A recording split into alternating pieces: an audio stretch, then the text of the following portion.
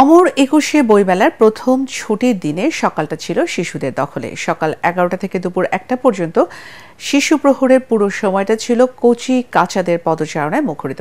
তবে এবছর বইমেলায় সিসিমপুর না থাকায় হতাশ হতে হয়েছে শিশুদের। আরও জানাচ্ছেন হুমায়ুন চিস্তি। শুক্রবার সকালে বইমেলা ছিল খুদে পাঠকদের রাজত্ব। এদিন বাবা মায়ের হাত ধরে মেলা প্রাঙ্গণে হাজির হয় ছোট্ট বইপ্রেমীরা। বই মেলায় কি করতে? বই কিনতে।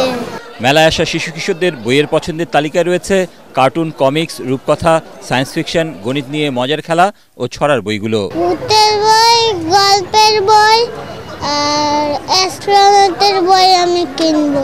তুমি পড়তে পারো?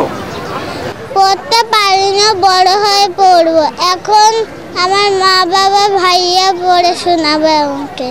আমার মূলত সায়েন্স ফিকশন বই পছন্দ। এছাড়াও আমার পছন্দ কিশোর গোয়েন্দা, গণিতের মজার খেলা। তাছাড়া এর সহ আমার বিভিন্ন রহস্যময় বই বেশি পছন্দ।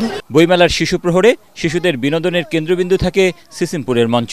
তবে এবছর স্পন্সর না পাওয়ায় সিসিমপুরের হালুম, টুকটুকি, শিকু ও ইকরির পরিবেশনা থেকে বঞ্চিত হয়েছে তারা। আমি সিসিমপুর দেখতেছিলাম, এসে দেখি সিসিমপুর নেই।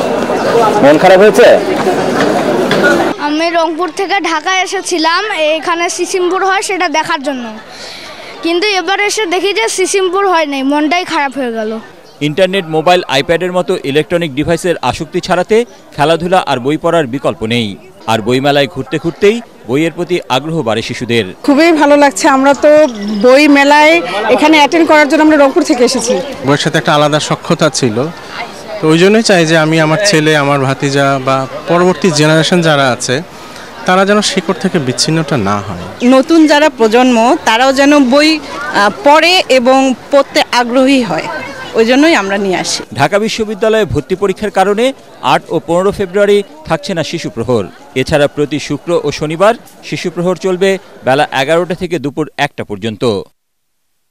হুমায়ুন চিস্তি, এটিএন বাংলা, ঢাকা।